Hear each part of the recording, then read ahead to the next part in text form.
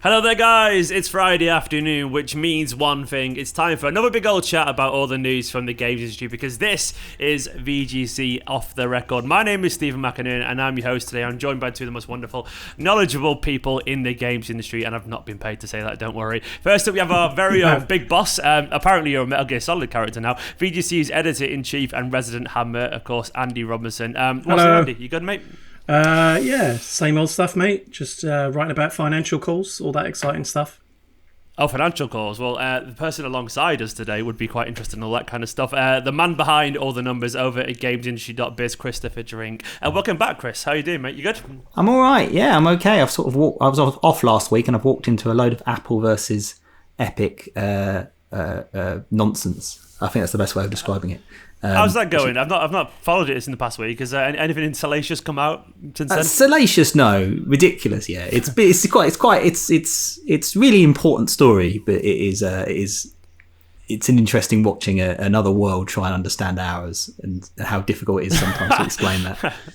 Oh, they never will understand our world, and that's the thing. But that's what makes it so fascinating, I guess. What you guys been playing as well this week? Anything new? Is it anything embargo that you can't mention? I guess probably. I've been playing Mass Effect. Oh, nice. Yeah, it's really nice to revisit that. To be honest, I was a big Mass Effect fan. You know, when the originals came out. I mean, Christ, how long is it now? Probably got to be pushing 10 years since the third one came out. So it's been really nice to revisit the first game, which I've not played, to be honest, since it came out all those years ago. They've done a really good job by the looks of it. I mean, it's free game, so it's hundreds and hundreds of hours to get through it. But for some weird reason, EA decided to send the review code out 2 days before the game came out. Which is not weird if you pick it up and it's shite, but it's really good, you know. It's like fast, and it's slick and effortless, you know. Nice menu, free games, tracks all your progress, bang straight into it. It feels like everything's kind of synced across the three.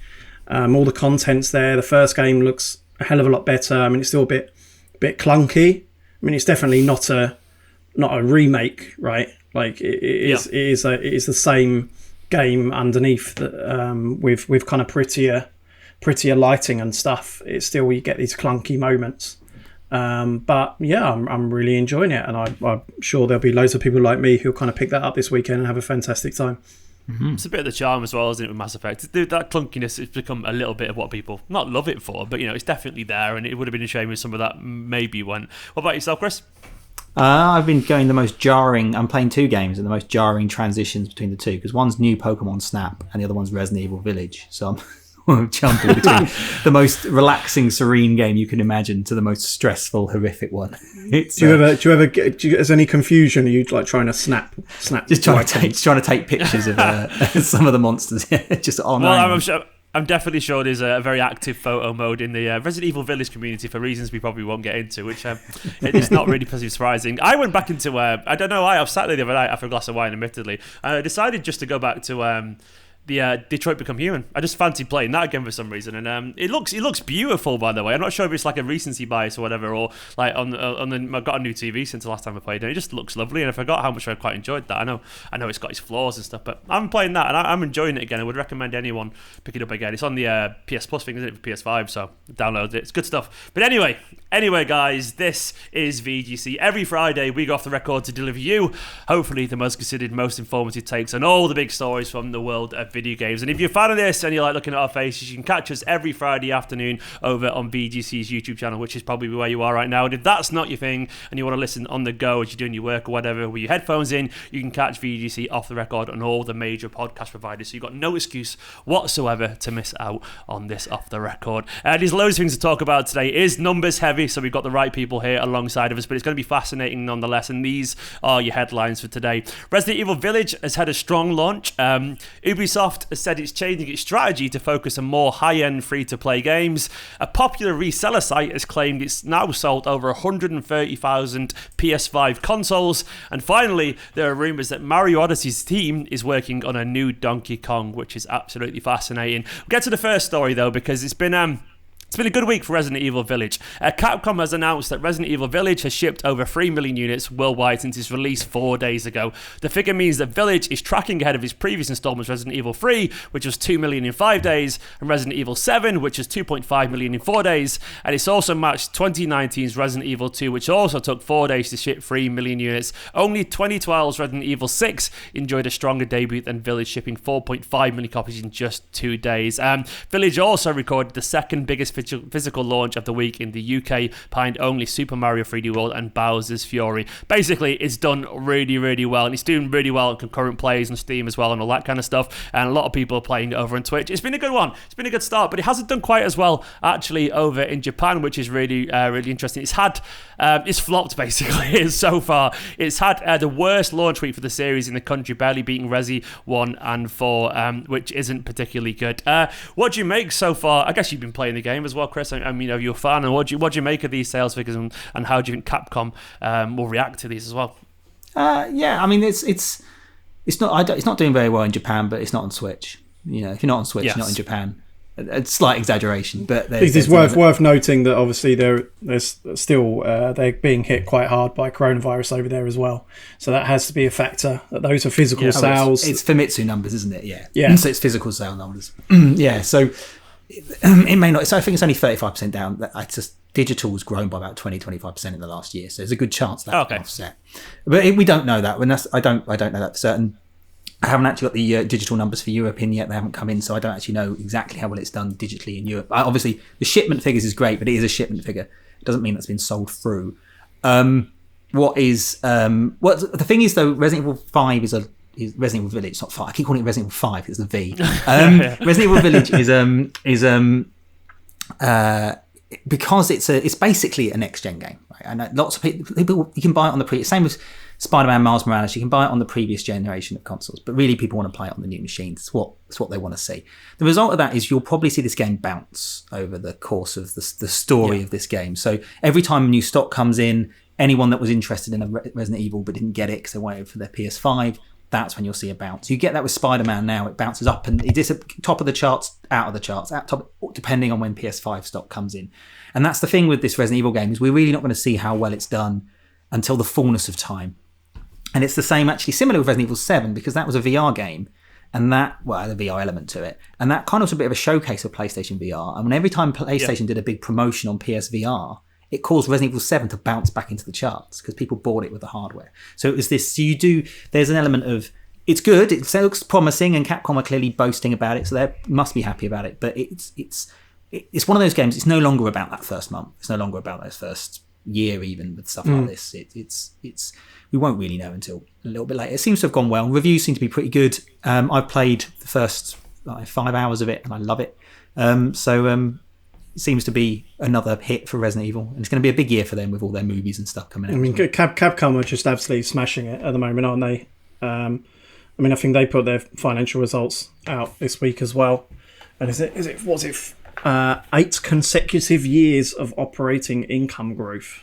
It's not bad, that, and 4 consecutive years of record high profits. I mean, obviously everyone's having a record year this year, right? But it's a bit like VGC's growth, isn't it, Andy? You know, on the up and up.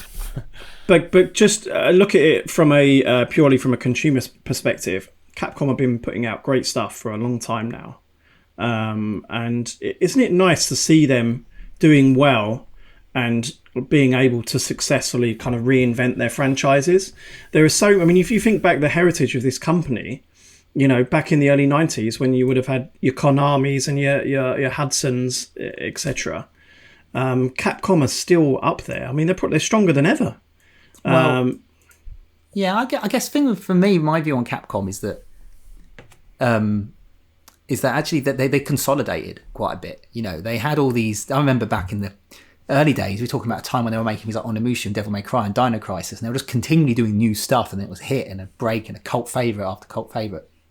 Then they went to that sort of 360 era where they tried to turn Resident Evil into an action movie and started doing weird stuff that wasn't very good or wasn't really hitting home. And then after that, they really consolidated on Monster Hunter, Resident Evil, Street Fighter. They're sort of really gone on their core brands. The result of that is those brands are good now, and they're singing and they're doing very well and they're very popular. But you don't see much of that innovative Capcom. I remember, that we had many years ago. And I know they've got a new IP coming, and that's reassuring. That's going to be a Pragmata. That's going to be their first new IP in a decade. Yeah. Decade. Wow. It's mad. I mean, when I was out in Japan just before VGC launched, I did a big tour of kind of various indie studios. That was pointed out to me in one kind of boozy evening with some ex-Capcom employees, and they pointed that out. Like, have you noticed they've not made a new IP, long after Monster Hunter, really? Because obviously a lot of the old guard left, I think, in that the early kind of 2000s decade, and they've not been able to, for whatever reason, or not been able to, or not chosen to create new IP. Because obviously they had that PS4 title. What was it called? Deep Down. Deep Down. That never came out. That I was told, and a few other people mentioned, was essentially, is sat on a shelf somewhere. It's not really clear entirely what happened to that. But if you look at the 10-year period between 2000 and 2010 versus the next decade, it's insane how many games Capcom created. I mean, you have to keep in mind they had Clover, right? So they essentially had Platinum Games, which are the IP masters in perhaps the entire world, in my opinion. But they still made like Devil May Cry and Dead Rising, Monster Hunter, Beautiful Joe. All the Clover stuff. Zack and Wiki. Yeah. They were pumping out games all over the shop, and they don't do that now. Like you say, they just focus on it's really the 4 series, isn't it? Devil May Cry, Monster Hunter, Resident Evil, Street Fighter. But you were just saying as well, Andy, like obviously they're there and they're doing pretty well, and obviously Monster Hunter World was huge for them, absolutely massive. It did really, really well, and I'm not sure if it quite crossed into the mainstream, but Chris will know the sales figure better than me, but it did. Yeah, that was one of those games that pretty much everyone I knew who played games picked up, and then obviously like Street Fighter is still there and doing pretty all right. But even Resident Evil, the remakes have done pretty well, haven't they? So is it because of these games that maybe things like they've got the confidence or maybe the security to make Pragmata and launch a new IP? Yeah, I feel that they've consolidated. They've got their franchises in a good positions now. It's worth remembering Resident Evil 5 and 6 are their most successful Resident Evil games. The fans hated them, particularly 6. And what I actually think, the reason why I quite love Capcom is they went, right, action games are selling, but our fans want horror, and they went, that's where we're going to go. We're going to go to horror. And it was like they turned away from the money, and I think that was a really good decision for them, and it was must have been a hard one. And yeah, I mean, they talk about new IP though. It's worth noting that it's not. I wouldn't be surprised if this RE-verse or some of their umbrella games, some of those Resident Evil multiplayer games, may not have started off as Resident Evil games. I wouldn't be surprised if they started off as new IP and then they just badged it with a familiar brand to give it a bit of confidence. And they are innovating within the franchises that they've done. They are experimenting with VR and new technology. I don't want to be unfair to them. It's just I do miss the days when you used to get a lot of weird stuff out of Capcom. Yeah. I mean, we miss that from a lot of companies, though, right? Yeah, like, true. But I think they deserve a lot of credit. Their man, Square Enix less so, just for their production values as well. There are a few games that look as good and play as good as Resident Evil, Devil May Cry, the recent titles. They've got all of the setup they need out in Osaka, where Capcom's based. In terms of like Capture Studios, etc. They create big blockbuster games, and there really aren't many Japanese companies doing that anymore. No, you're right. They're doing absolutely incredibly well. Also, I guess one company's doing pretty well, always doing pretty well, is Ubisoft. But some big news out of Ubisoft this week. Apparently, according to reports, it's shifting away from its traditional strategy of releasing 3 to 4 premium AAA titles each year, but plans to launch high-end free-to-play games for all of its biggest franchises. The company provided this update on its game development strategy during its full-year earnings call on Tuesday, when it said it intends to be less reliant on AAA releases as part of its overall production production mix. Ubisoft's chief financial officer, Frederic Dugat, hopefully I pronounced that correctly, said, in line with the evolution of our high-quality lineup that is increasingly diverse, we are moving on from our prior comment regarding release between 3 to 4 premium AAAs per year. Actually, Andy, I think, reached out to Ubisoft, and it does not mean this free-to-play push that it will release less premium games. The original story continues over on videogameschronicle.com. It says, it is no longer a proper indication of our value creation dynamics. For example, our expectation for Just Dance and Riders Republic are consistent with some of the industry's AAA performers, according to Frederic Dugat. He went on to say, additionally, we are building high-end free-to-play games to be trending towards AAA ambitions over the long term. Andy, what do you think this means for Ubisoft, and also, I guess, for these AAA games? I presume it's obviously the likes of Far Cry, Assassin's Creed. This has been something that's been swelling for a while, because I think Ubisoft are actually probably a little bit behind on this. Of course, they should be creating more service games. Of course, they should be creating more free-to-play games. That is how companies make their money these days. That's how a lot of kind of players play their games. I mean, I play Warzone a lot.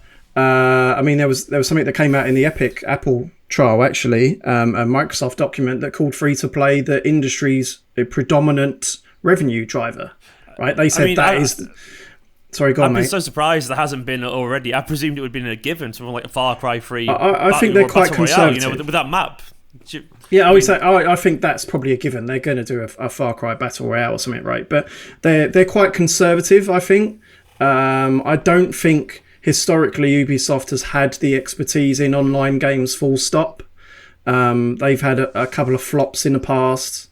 I mean, even recently they tried to do a Battle Royale with, what was it even called?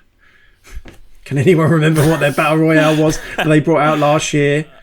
I'll Google it. I generally can't remember. Google it. The one Hyperscape. It flopped. It flopped. That flopped. They tried to do a Apex Legends where they gave it to all of the big influencers and did a surprise launch, and 3 months later they were completely rebooting the thing, which they're kind of still doing. But I like Ubisoft. I really do. I really like Ubisoft. And the great thing about them is that they'll try stuff and they'll fuck up, and then they'll learn and they'll come back stronger. Their history over the last 2 decades is littered with, shaky debuts that are then perfected in the second game. Assassin's Creed, Watch Dogs, you can go on and on, right? I mean, like a Far Cry will have a weird dip with Far Cry 2, and then they come back with Far Cry 3, which is, absolutely fantastic. They're very, very good at kind of doing that and taking stock and learning. So I've no doubt that they'll kind of get there eventually. I think the big shake-up for them was I went out to Montreal about 2014, and that was when they had the team working on what would become Rainbow Six Siege, and the game wasn't out at the time, and it's a very different way of them doing stuff. The team was separate. It was in a completely separate building in Montreal, like across the street. They were working on it in a completely different way to how they usually approach their games internally. And obviously Rainbow Six Siege has become a huge hit for them. And I think that's probably a big driver of this. It's worth noting, by the way, from this story that I think Ubisoft were quite touchy about this, as a lot of companies are when consumer sites kind of jump into financial calls intended for investors. Ubisoft have been working towards this for a while, creating more live service games, more free-to-play games. So these statements are not really surprising, I don't think, to their investors. But they were very quick to kind of reach out to us with clarification that this does not mean that they're necessarily going to create less premium games. It just means that they expect to be making more from free-to-play games in the eventual. However, a big cynic like me would say, well, it kind of does mean that they're going to make less premium games. We only have to look across the fence at Activision, who now their yearly slate is Call of Duty, Call of Duty, and Call of Duty. I mean, they've literally just moved off any of their remaining studios so that they can work on Call of Duty. Warzone has become, when you create the beast, you have to feed it, right? Warzone is now this huge phenomenon, so now everyone at Activision has to work on Warzone. Yeah. Okay, I mean, we had within 10 years, sorry to interrupt, Chris, we had within 10 years, we had Far Cry 3, 4, 5, Primal as well, and New Dawn as well. There's no way they're keeping up that, surely, if a Far Cry Battle Royale becomes a war zone. It doesn't happen, does it, Chris? Or is it as simple as that? Andy's right in that they are going to make fewer AAA games because everyone's making fewer AAA games. They're taking longer to make. They're more complex to make. They've acquired bigger teams. So the result of that is naturally they're probably going to be fewer games overall. We saw that across the whole generation. Every name a company, they release fewer games. But that what they're saying is that they're not doing the free to play. The thing is with the games industry, and not to be too boring because it's not a GI podcast, but is that the games industry is a terrible business. It used to be a terrible business in that it was so reliant on the release schedule. A company's profits and how successful they were depended on whether or not they had a big game out at Christmas. And if the game slipped, it often could kill the company. You know, maybe not a Ubisoft, but it used to Midway's, THQ's, a couple of games slipped, a couple of games were rushed out when they weren't ready. Company went bust. Right? These things aren't unusual in a world that was dependent on the release schedule. That's why crunch is such an issue in the games industry. Have to hit the deadlines because delaying a game can be terrible. And investment was never in games. People didn't invest in games because it was so high risk, which means wages were quite low. Now, because of service-based games, because of GTA Online, because of Rainbow Six Siege, which I was going to bring up when you said that they're not very good at this. Siege isn't a free-to-play game, but it all practically is. These games, a happy accident. Yeah, well, they're not service-based games. They have other long-tail successes. Uno and Monopoly are heavily in the digital charts. Them Ubisoft games. Mate, I could make a successful Uno and Monopoly game. I know, but my point being is that these are my point. Ubisoft have got to the point now where they can have a Starlink that flops. They can push back Watch Dogs Legion by a year, and it actually doesn't have a material impact upon their financial results anymore because they've got Rainbow Six Siege making them tons of money. They've got Uno and Monopolies and games from 10 years ago still selling. Assassin's Creed, even with an Assassin's Creed. Ubisoft are a good company, right? You're never ever going to see an Activision or an EA do what they did a year or two ago after Ghost Recon Breakpoint flopped. They just pushed everything back a year to make it good. You're just not seeing any. They're a top 3, games publisher in the console space. You're not seeing anyone else of their scale do that. They are a good company. I'm with you on that. They get far too much criticism, and it's just game fanboys and all that kind of stuff. The amount of people I see criticise Ubisoft, I'm pretty certain that they don't seem that bad for where I'm sat. I mean, obviously, it doesn't help that all of the shit that was going on in terms of their sexual misconduct last year, which is. I don't think they've really. I think they've got away with one there, to be honest. But if we're talking about in terms of their slate of games, then yeah. Well, just to clarify, I was, of course, talking about that. Of course, I know. I wasn't hanging you out to dry there. Yeah, just like, all right, Stephen, just think it's important to put in that caveat that they really do deserve the shit they've been getting for the last year. Yes. But as a main purely on a games release perspective, they do seem to care that what they put out is good. And generally, what they do put out is good, and generally, what they do put out is more diverse than what you'd expect to see from another kind of top 3 publisher. I think ultimately, though, if Assassin's Creed if they did like an Assassin's Creed Battle Royale or service-based game, Assassin's Creed Online, that probably means that they'll get to a point where they don't need it. I suspect we'll get to a point where we won't have a Call of Duty every Christmas. Because of Warzone. I'm amazed they're still doing it. I think that'll happen within the year. I suspect that's because it's legacy, right? They've been working on these games for 2-3 years. It doesn't help that Black Ops Cold War, which is one of the worst Call of Duties in a long while because of the various reasons, has just come out and absolutely smashed it. Yeah, I mean, but the Activision now got to the point where they can actually properly go, right, you know what, we might take an extra year on this, see what the development team can do with a bit more time. Because there's no pressure, and the pressure is off from having to do one every year. And that's the same with Assassin's Creed. And so therefore, I think we might see fewer games, but we might see better ones as a result. That's what might happen. One game we're not going to see for a while, actually. Skull and Bones is delayed yet again. The publisher announced a delay on Tuesday as part of its latest earnings results, confirming that the game is now scheduled for release during its next fiscal year, beginning April 2022. It was actually announced at E3 2017. It was the first title led by Ubisoft, I know it was that long ago, Ubisoft's Singapore studio, and originally scheduled for a late 2018 release, but it's now been delayed in 4 consecutive years. It's looking a little bit ropey, isn't it, Andy, for Skull and Bones? So maybe we'll see it eventually, but it's Singapore, isn't it? Is it Singapore? Yes. Yeah. Because I called it Shanghai on Twitter and I got told off.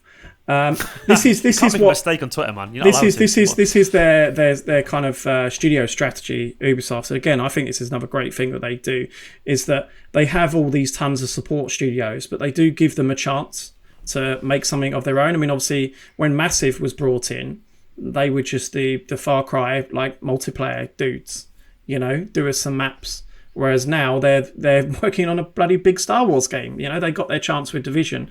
This is what they like to do. So I guess for Singapore, Skull and Bones was their thing. And obviously making a game is especially a big AAA game, is just really not easy. And for whatever reason, it's not worked out, and they've rebooted it. And again, this is nothing I like about Ubisoft as well, is that they're not prepared just to kind of like stick that out. They will, they've just rebooted the thing and they're starting again until something, viable comes out. I mean, I spoke to I actually broke this story last year that they were rebooting it. And I was told that they are, again, it's this story coming full circle about them wanting to do more free-to-play, more live service games. That's what they're doing with this game. It's not going to be a premium, open world type game. They had this backlash, obviously, a couple of years ago now with Breakpoint, where it was very clear that their games weren't diverse enough. They were very copy-paste now. An Ubisoft game was an Ubisoft game, right? The open world formula. So that's obviously contributed. It's now going to be a lot more of a live game, I understand. And the interesting thing about it is that it sounds like they want to take the Fortnite thing, where, Fortnite kind of changes its map every month, and kind of go a bit further with that, where it is kind of completely, persistent, I guess. Like, it is an evolving world based on what players do. So it's not just going to be, like, here's the map and here's the stuff and we're going to add more stuff to it. Like a Division, it's going to be they're completely changing. Maybe one faction will be killed off and deleted from the game based on, who won a certain event and things like that. Yeah, definitely, man. Interesting. Interesting to see one day just how it, how it gets on compared to things like clearly CFEs, people care. Obviously, clearly people care about this game, right? Every time I write about Skull and Bones, it does really well. Like, clearly people care about this game. Do you think it's a similar audience to the people, for example, who Sea of Thieves has been a success, hasn't it, for Rare? I mean, is it maybe that people just want another game like that? I mean, is it? Everyone loved Black Flag as well, right? Black Flag was awesome. Black Flag was hugely popular. Yeah, I think it was a great game as well. More. I mean, I'm as someone who obsessively plays Sea of Thieves. Skull and Bones looks incredibly different in terms of the sort of game it is, and I suspect it's probably more fans of Black Flag, because that's what everyone loved, that, didn't they? They loved the sort of shit battles of that name, and that's where this has come from. In the same way that Just Dance came out of Rayman Raving Rabbids, it's very much a series that spawned out of a section of another game. But it's I'm pretty sure they announced this game before Sea of Thieves came out. No, it was shortly after. Yeah, was it shortly after? Yeah, before it came out. The irony being that it sounds like the reboot will take it closer to Sea of Thieves. But I mean, it's not as if there's only room for one game in any given genre.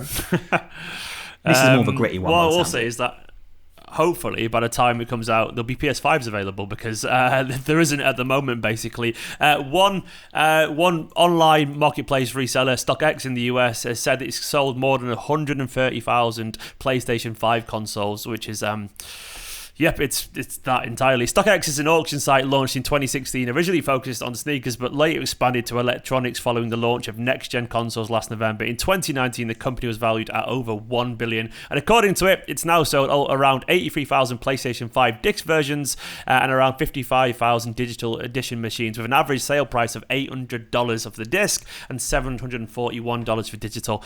StockX previously claimed that around 60,000 PS5s were sold via its site in its launch month, which is crazy. And of course as well, it is hard to get hold of at the moment, especially in the UK. There were fewer PlayStation 5 consoles sold in the UK in April than Switch, Xbox Series X and Series, and even PS4 consoles. This news, as reported by my very own Chris Ring here, GameStreet.biz, further suggests that stock shortages are a major factor affecting next-gen console sales at the early stage in their life cycles. a lot to unpack there, Chris. Obviously, you've reported as well on the stock shortages in the UK in particular. Where are you at with this story? Well, I mean, it's Andy and I have had a few texts about this as well. I've been doing a lot of research into the US side of the scalping situation, and based on looking at StockX, but also looking at eBay, the numbers. Every time I do a story about PS5, like in March, the opposite situation was true. There was tons of PS5 stock was released in March. It went instantly. And when I did a story around that, I got a few people tweeting us, that's because 80% of people, scalpers, stole it and put it up on eBay. That's not true, right? Scalping is definitely happening. Scalping always happens when supply and demand don't match. It's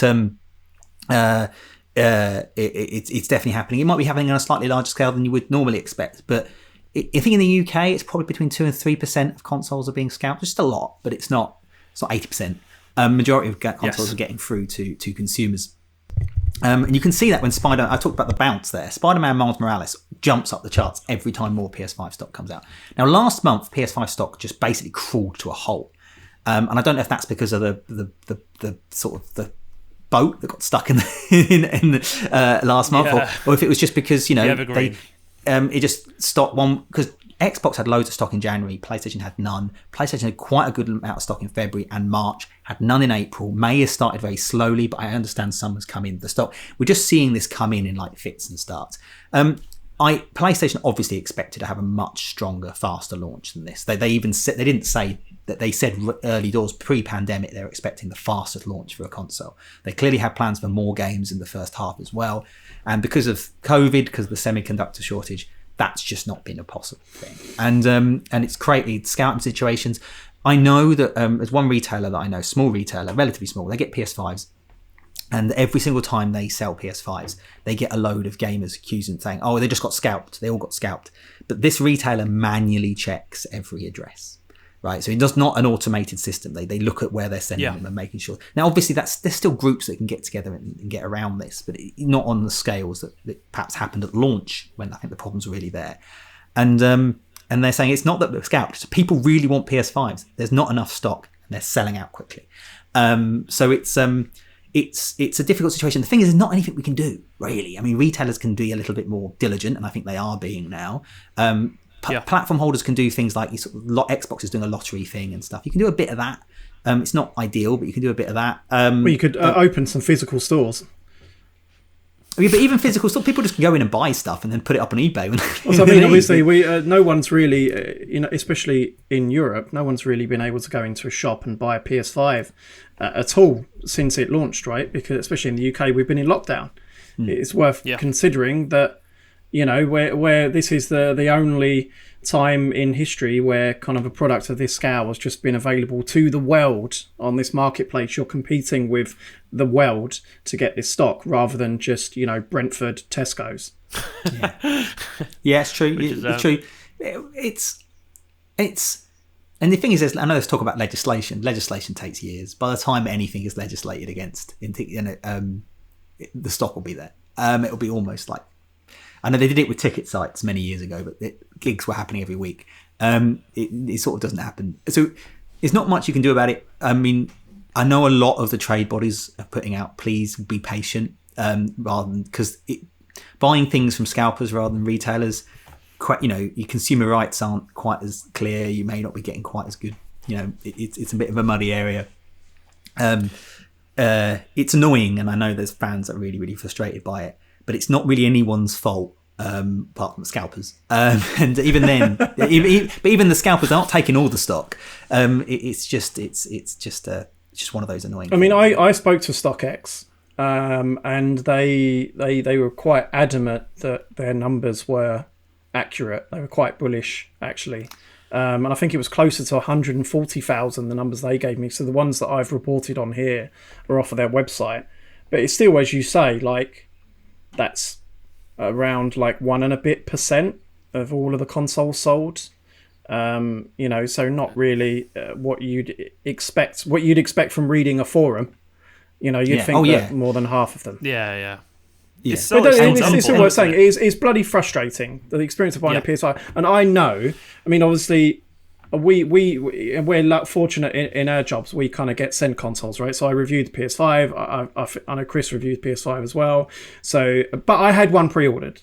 So even if I didn't get sent one, mine would have come from Amazon. I pre-ordered straight away. Yeah. And I gave my pre-order to a friend who wanted a PS5. But there was another friend I had who wanted a PS5 after the fact. So I've been trying since launch to get my friend a PS5. I got him one last month eventually, but I obviously got to experience firsthand the process of getting a console in the current situation, and it is just bloody frustrating. It goes on game, and you're queuing for an hour, and then you get within 5 minutes and they sell out, or you get on there and the button doesn't work. There was other sites where they'd go live and wouldn't have a queue, and you'd add it to your basket and it would be sold out before the time you got to add it to your basket. It's frustrating as hell, and I can see, like, for people now who might be giving up, or might just be despairing, like, why can't you just these companies let me just reserve one down the road?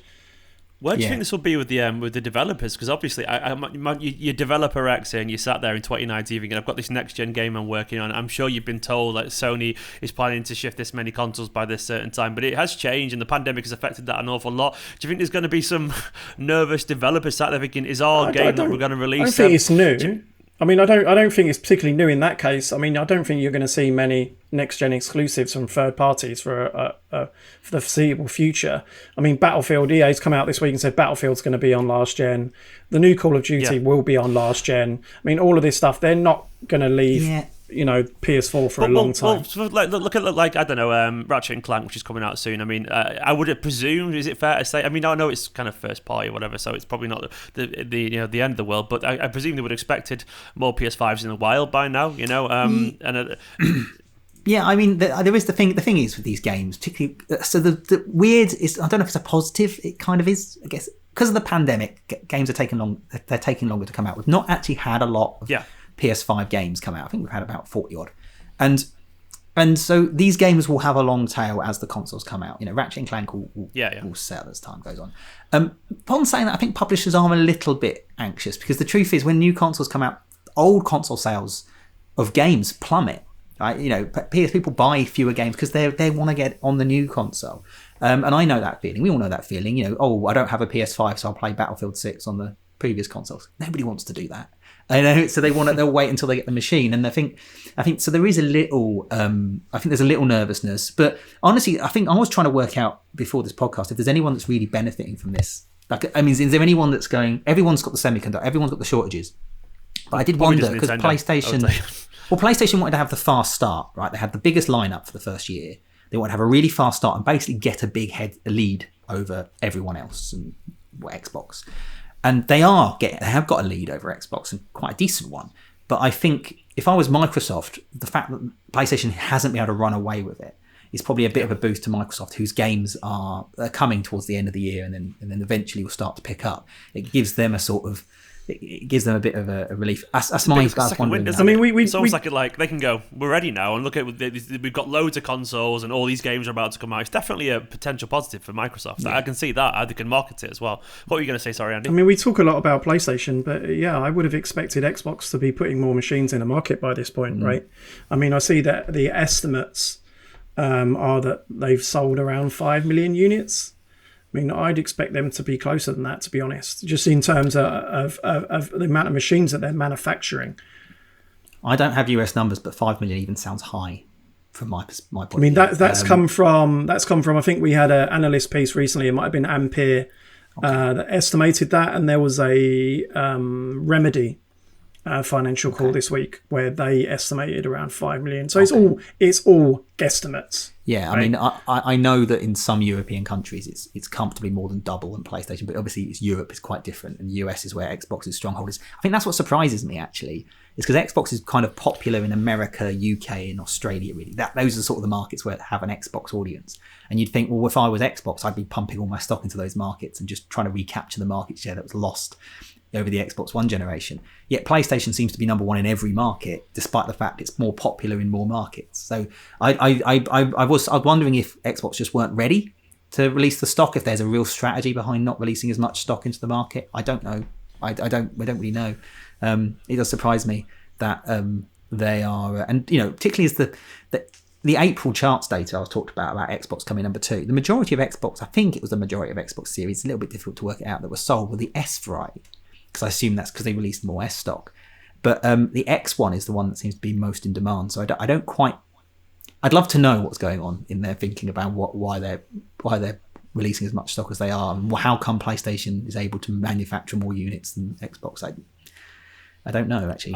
You would think and you presume that if it was possible, they'd be doing it, but you never know, do you? And I guess time will tell on that front. Finally, though, we got a little bit of interesting news, some speculation that apparently the development team behind Super Mario Odyssey could be working on a new Donkey Kong game. Nintendo Life was, I know, indeed very exciting. Nintendo Life was told by an independent and very trusted source, in inverted commas there, that Nintendo EPD is developing a 2D/2.5D Donkey Kong game, and the report ties in with recent claims that Nintendo has brought Donkey Kong development back in-house with a view to releasing a game to coincide with the mascot's 40th anniversary this year. Leaker Zippo and YouTuber Lonely Goomba claim to have heard of the project early this month, with the former writing, "It's the Big Ape's 40th anniversary, and while I'm not sure how Nintendo is celebrating the occasion, there is a new 2D DK game being developed by EPD Tokyo.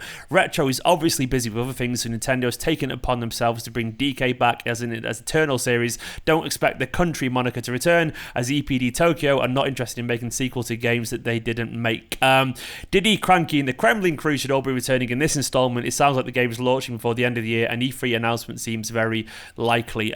Fascinating. Andy, where are you with this one? Because are you excited for this? Do you want a 3D one? Do you want a 2.5 one? Of course. I mean, the Mario Odyssey team are Nintendo's A team at the moment. I mean, they're just fantastic. I mean, ironically, they started.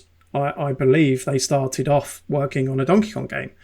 I'm pretty sure EAD Tokyo were the team behind Donkey Kong Jungle Beat, right? The game, the platformer with the bongos, which is a hugely underrated game. I guess purely because it was on a pretty dead system by that point, and obviously it required this peripheral to play. But it's an amazing game that can't obviously be freely ported to other platforms in its original design, unless they're going to start selling those big bongos again. I mean, it is great as well to see them, take their hand in a different Nintendo IP if this story is indeed true, because I mean, Nintendo's got so many IPs there at the moment that can't get given enough love. I mean, we know full well the kind of the amount of fans that bemoan the lack of Metroid games or F-Zero games or what have you. Funnily enough, I was told that there was a Donkey Kong game in development for Nintendo Switch probably about 5 years ago by a Western studio, which got canned. So I don't know fully the story behind that. I mean, obviously, otherwise it would probably be an article on VGC. But a few people did tell me that there was a Western studio at one point working on a Donkey Kong game that wasn't retro, that kind of didn't make it out. So I don't know whether that's related to this, that maybe kind of that work kind of ended up being fed back. I mean, obviously you've seen recently Nintendo, kind of rebooted the Metroid Prime 4 that was being worked on in Japan, and then that went to retro. So, well, I'm sure Star Fox Racing still exists somewhere as well. I'm super. I mean, I kind of hoped it was a 3D game because 2D games can only be of a certain size in terms of popularity. You're only going to, unless it's Mario, you're only going to get a certain audience. And I kind of feel like you need to be. But I mean, it's interesting because I was sitting there pondering to myself, like I do, about what the Odyssey team would do next, because there was a lot of Mario games on the Switch, and there's always a lot of Mario games, but more to the point, there's a lot of Mario platforms on the Switch. They're kind of all competing with each other now. One of the reasons why I suspect 3D All-Stars was kind of pushed to the side is because it's actually competition for Odyssey and for 3D World. So it's just there's almost too many Mario games. So I thought, do we just wait to see what the Odyssey team does on the next Switch, or what? Is that what it is? The idea that they're making Donkey Kong, and they've done other games in the past. I think they do Captain Toad, but regardless, I'm really excited about the prospect. I think it sounds really great. I mean, this is an important IP for Nintendo as well, right? I mean, everyone knows what Donkey Kong is. It's the 40th anniversary year. Nintendo has spent the last decade doing this big push of its IPs outside of games. They're about to open, not officially, but they're about to open a Donkey Kong, theme park. It's the next expansion for Super Nintendo World in Japan. It's going to be a Donkey Kong theme park. So it makes complete sense that they should be putting this out there again as a game. I mean, for me as well, I mean, it's the right studio. I mean, if it's the Odyssey team, I mean, you remember the core gameplay mechanics of Odyssey when you had all the different abilities and all that kind of stuff. And you've got a Donkey Kong game. Think back to Donkey Kong 64, which is a very good game, had some slight flaws, but all the way that you could use different characters and abilities and all that kind of stuff, well, it just fits into that. That same kind of style that Odyssey was, wasn't it? In terms of, big open world, crazy little abilities. And I would absolutely love it. I would genuinely love it. I think it potentially, because like Tropical Freeze did well, but it's never going to do as well as something like Odyssey, is it? And and this could, not that Donkey Kong needs to be launched another way, but I would love to see it get that same attention that something like Odyssey's got, because it does feel a little bit like, not abandoned, that's not the right word, but doesn't get that same kind of love. And I don't know, I think it'd be absolutely perfect for it. I mean, it's the right team, isn't it, clearly? I wonder if it's because there's a lot of debate going around with the rumours between 2D, 3D or 2.5D. What about something like 3D Mario World, that kind of thing, where it's like that kind of gauzy kind of 3D thing? That could work really well, actually would love a Bowser's Fury style Donkey Kong game set in the sort of... I think that would be a really fun thing. I mean, one of the things with this, that because if I go back to my business hat on, Nintendo have been very good at doing that. But Andy was saying, sort of really going big on their franchises, and we talk about how Mario's got bigger and Zelda's got bigger and Pokemon's got bigger, but Luigi's Mansion is now a 6-7 million selling franchise, right? Yeah. These other games. Yeah. Donkey Kong is probably the only character IP they've not heavily pushed on Switch. There was an expansion to Mario plus Rabbids. There was the Tropical Freeze port, but Donkey Kong's kind of been. You think about all the other brands that had big pushes. Donkey Kong's one that hasn't, and people mention F-Zero, but that's not a brand. Donkey Kong's a character IP. It's very strong. It's got a great opportunity, and I think that's. I think Nintendo are probably just quite conservative about who has, kind of ownership on this stuff. Like, I mean, it's very clear, where Mario lies, so they can just, do what they want and make quick decisions on Mario. But internally, they have kind of IP leaders, right? Like, I think it's Sakamoto, is it, on Metroid? So you can't do anything on Metroid without he say so. Can't do anything on Mario without, kind of Miyamoto say so. And Retro were kind of the guardians of Donkey Kong during that 10-year period. So if someone was doing something with Donkey Kong, it would go through Retro. So I guess there's that kind of complicates it of just, let's just do this Donkey Kong thing, but I mean, I'm this is a very biased thing I'm going to say, but I imagine you might agree, Chris, that the right people to work on Donkey Kong is Playtonic. I mean, not necessarily with the size of team. They wouldn't do it justice, I think, in terms of polish, perhaps just purely for their size. Retro did an incredible job on Tropical Freeze, but Impossible Lair, game I worked on, which came out a couple of years ago now, that's the best Donkey Kong game other than Tropical Freeze since Donkey Kong Country, right? And the key thing that, just purely as a fan, take away the fact that I've worked with these guys, purely as a fan, the thing that I felt there's a big thing missing from, especially Jungle Beat, like whenever you get a Japan take on Donkey Kong, and even the Tropical Freeze and the other retro game, is just the tone, the humour. It is a very rare thing, right? The British thing. It's like, to me, and to a lot of other people my age, because I played Donkey Kong Country as a kid, Donkey Kong is a Western franchise. It's a rare franchise. It feels you go and speak to my old colleagues at Playtonic. They know Donkey Kong inside out, right? You go and play Ukulele Impossible Lair. That is Donkey Kong Country. And it's because all the same guys are there that know the intricacies of the movement, of how it plays, and also how the characters are animated and the style. I think when you get a Japanese take on it, like a Jungle Beat, it does feel like another take on this series rather than... And I think that's what the rumours are suggesting, isn't it? I mean, you're right. I mean, you're obviously biased, so I will say the same things you just said. Impossible Lair is the best Donkey Kong Country game released on this generation of consoles. Tropical Freeze technically not much competition, is there? Well, no, Tropical Freeze technically the generation before, but it's indie, so it's not quite as polished as a AAA game, obviously. But in terms of like enjoyment, in terms of style, in terms of how it played, I loved it. I actually completed that game while my wife was in labour. So it was I loved Impossible Lair because it's a Donkey Kong Country game. It really is, and so I'm assuming this isn't anything like it. But upon saying that, when they did the Smash Brothers reveal for Banjo-Kazooie and they sort of brought in the Donkey Kong characters to sort of be part of that, it felt like they do understand, like whether or not that's going to come across. I do feel Nintendo understands Donkey Kong's heritage and where Diddy comes from. Well, I think what is his name? Who's the Smash Brothers director? Sakurai. I think Sakurai is very respectful of IPs and bringing in original creators in that respect. None of the Playtonic guys were asked about Donkey Kong. I know obviously Grant Kirkhope was brought in to do banjo stuff. He did Spyro. He obviously went to Rare for certain bits and bobs, and obviously they pay a lot of respect to that. So I don't know if that's transferable to normal Nintendo. I guess you wouldn't do, right? It's a weird dynamic.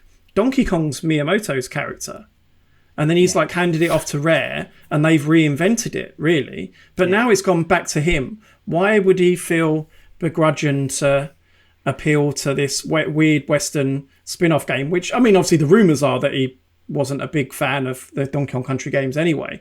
Why would he feel that he needs to honour that? But then, there's a middle ground though, because there was a Donkey Kong release this generation. It was the DLC for Mario plus Rabbids, which Grant obviously was also involved with, and Nintendo also have oversight of that team. That's like a separate Western team in Italy. And again, it's big fans making that game though, right? That's the point I'm making is that if you're Miyamoto in charge of a new team out there, you're not begrudging to any of this what people expect from this IP. You're just like, why made bloody Donkey Kong? So he's wearing a hat now. No, but yeah, I just wonder if the consistency because what I've seen from Nintendo that isn't Rare or it has been Smash Brothers and has been Mario plus Rabbids, and I sort of think, well, that tone, that silly sort of slapsticky Donkey Kong tone has been in that, and I know that's not Nintendo Japan, but Nintendo Japan obviously oversee that and approve that. So I will see. We're sort of speculating on what a game that may or may not be coming out might or might not be like. What do you actually want it to be, though, guys? What do you actually want it to be? Because we talked about, obviously, the Tropical Freeze and Odyssey. Like, do you want a 3D one personally, Chris? I do. I'll be honest. I will love a 2D Donkey Kong game, and I'll rush out and buy it. I love the trunk. I love all the country games. I love the land games as well on the Game Boy, and I love the recent ukulele. But I think I'd love to see a Donkey. We've only had one, and it was good for the first 4 worlds, and then it became too much. And then too many bananas, man. Too many bananas. Too many collectibles. Too many characters. A lot of bananas. Just a bit much. But I'd love to see I'd love to see the Mario team do a 3D platformer that isn't about Mario. I think that would excite me. I think you nailed it with the Bowser's Fury thing. That'd be quite cool, wouldn't it? Yeah. When I first heard the rumour, I assumed that's what it was. It's the Bowser's Fury team is actually going, this sort of concept of this open world thing would work so much better on DK Island than in Mario. But the traversal's so good as well from that team as well, isn't it, at the moment? Like that's one thing that makes Donkey Kong so great, that traversal, the different characters. Exactly. That's what Donkey Kong Country is all about. Momentum and, you imagine you riding Rambai, in a linear section. It's almost a Crash Bandicoot-esque kind of linear course in a 3D world. It would work really, really well within a Bowser Fury type setup, I think. Yeah. We need it. We absolutely need it. But guys, that is the end of this episode of VGC Off The Record. Absolutely loads and loads of wonderful, fascinating stories today. Don't forget, if you are a fan of this podcast, don't forget you can subscribe over on all the major podcast providers, and you can go and subscribe to our YouTube channel as well, VGC Off The Record. It's here for you guys. Don't forget to give this video a like and comment if you're watching via the video. And for now, though, Andy, Chris, thank you so much for joining us. Thank you. See ya. Thank you. Bye. And we'll catch you all very soon. Have a wonderful weekend. See you later, guys. Bye-bye. Bye.